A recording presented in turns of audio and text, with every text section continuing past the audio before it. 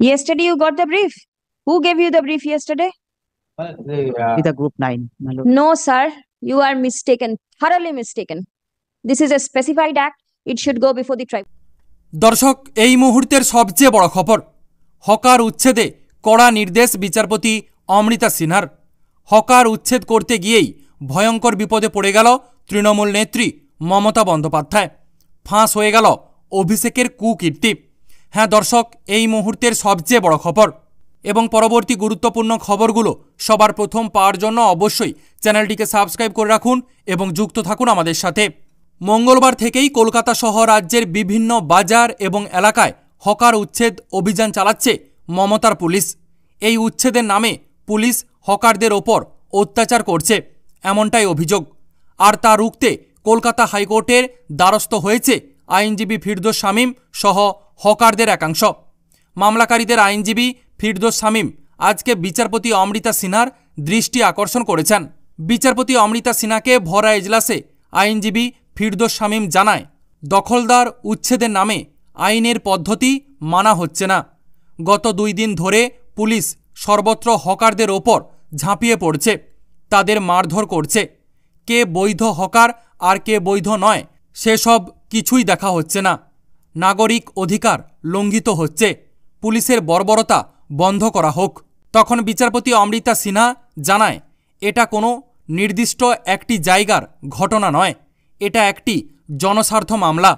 কেন এর সাথে হাজার হাজার মানুষের ভবিষ্যৎ জড়িয়ে রয়েছে, তাই এই মামলাটি জনস্বার্থ মামলা হিসেবে দাখিল করা উচিত। মামলা করতে হলে প্রধান বিচারপতি টি.এস. শিবাজ্ঞানম এবং বিচারপতি হিরণময় ভট্টাচার্যের ডিভিশন বেঞ্চে আবেদন করুন। আইনজীবী ফিরদৌস শামীম বিচারপতি অমৃতা সিনহাকে আরও জানায়, পৌরসভা এবং পৌর নিগমগুলি নিয়ে সোমবার নবান্নে বৈঠকে বসেছিল রাজ্যের মুখ্যমন্ত্রী মমতা বন্দ্যোপাধ্যায়। ওই বৈঠকে বেআইনিভাবে দখলদারি নিয়ে প্রশাসন কর্তাদের কড়া ধমকও দিয়েছেন তিনি। এরপরই মঙ্গলবার থেকে অ্যাকশানে নেমেছে পুলিশ। উত্তর থেকে দক্ষিণে কলকাতা শহরের রাস্তা থেকে হকার উচ্ছেদ অভিযান চলছে। এর জেরে বিপদে পড়ে গিয়েছে হাজারো হকার। আচমকা পুলিশের এই হকার অভিযান নিয়ে বেশ কিছু প্রশ্ন উঠেছে।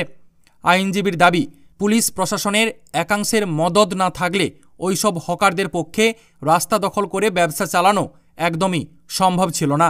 তাহলে এখন কেন ওইসব হকারদের এইভাবে অমানবিকভাবে উচ্ছেদ করা হচ্ছে? সরকার পরিকল্পনা করে আগে থেকে জানিয়ে তারপর যা করার করতে পারত, এমনটাই জানায় আইনজীবী ফিরদৌস শামীম। আর এই প্রসঙ্গে প্রশ্ন করা হলে এজলাসের বাইরে আইনজীবী ফিরদৌস শামীম আমাদেরকে জানিয়েছেন, পিসি আর ভাইপো দুজনে মিলেই টাকা খেয়ে হকারদের রাস্তায় বসিয়েছিল বেআইনিভাবে। আর এখন ভোট মিটে যাওয়ায় নিজের যখন কার্যসিদ্ধি হয়ে গিয়েছে, উচ্ছেদের নামে তাদের ওপর অমানবিক অত্যাচার চালাচ্ছে এই মমতা সরকারের পুলিশ। এমনই বক্তব্য আইনজীবী ফিরদৌস শামীমের।